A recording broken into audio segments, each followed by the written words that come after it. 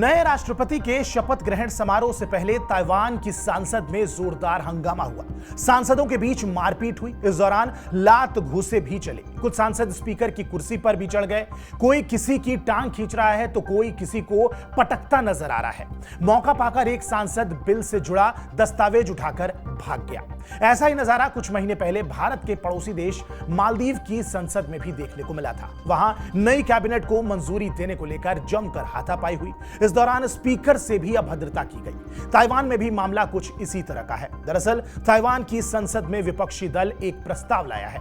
इसके तहत सरकार के कामकाज पर निगरानी रखने के लिए विपक्ष को ज्यादा पावर देने की बात कही गई है। इसके अलावा संसद में झूठा बयान देने पर सरकारी अधिकारियों पर क्रिमिनल केस दर्ज किया जाएगा।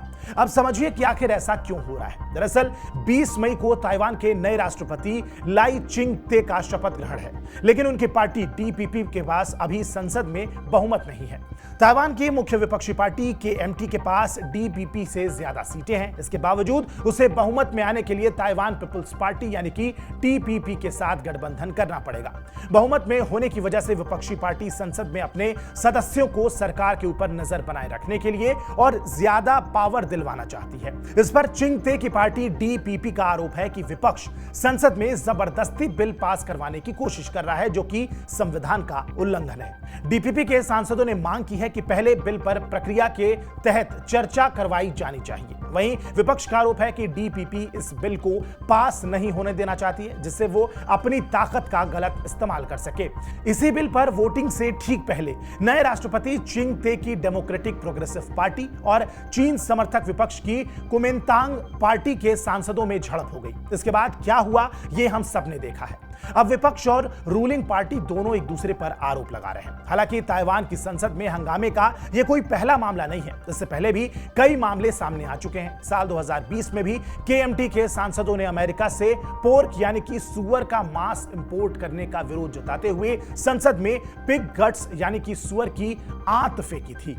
20 मई 2024 को मौजूद राष्ट्रपति साई इंग वेन का कार्यकाल खत्म हो रहा है। इससे पहले ताइवान का नया राष्ट्रपति चुना जा चुका है। जनवरी 2024 में हुए चुनाव में रूलिंग पार्टी के नेता विलियम लाई चिंग-ते ने जीत दर्ज की थी। ये वही नेता हैं जिन्हें मतदान के पहले चीन ने खतरनाक अलगाववादी कह दिया था।